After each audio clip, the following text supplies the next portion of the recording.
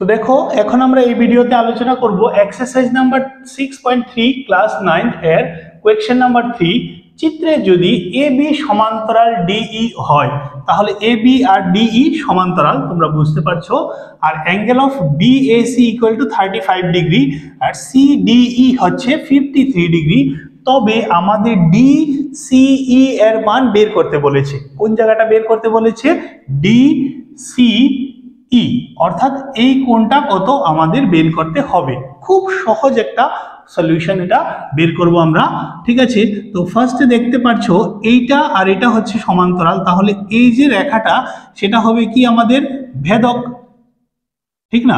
তাহলে এই কোণটা আর এই কোণটা কি হয়ে যাবে? অন্ত একান্তর কোণ, ঠিক আছে। হ্যাঁ, এই দুইটা রেখা যদি সমান্তরাল হয় তাদের ধর্ম অনুসারে, তো আমরা লিখতে পারবো চিত্রানুসারে কি লিখতে পারবো? AB সমান্তরাল CD না DE হবে, এবং এক্ষেত্রে AE হলো ভেদক। তো আমরা কি লিখতে পারবো? Angle of BAE equal to angle of AED, দুইটা কোণই ইকুয়াল, এই দুইটা কোণ। রিজনটা হচ্ছে কি? অন্ত একান্তর কোণ, ঠিক আছে। তো অনেকের কোয়েশ্চেন থাকে, স্যার রিজনটা কি সাথে সাথে লিখতে হবে? তো লিখলে খুবই ভালো হয়, কারণ টিচার যে এক্সামিনার থাকবে তোমার খাতা চেক করবে, সে বুঝতে পারবে যে তুমি অ্যাকচুয়ালি বুঝেই লিখেছো সেটা, ঠিক আছে। আনসার মিললেই হবে না, সাথে সাথে রিজনগুলিও লিখতে হবে আমাদের, ঠিক আছে। তো অ্যাঙ্গেল অফ BAE আর অ্যাঙ্গেল অফ AED দুইটার মানই কত হয়ে যাবে? 35 ডিগ্রি হয়ে যাবে। তো আমরা খুব ইজিলি লিখতে পারবো AED equal to 35 degree. Clear?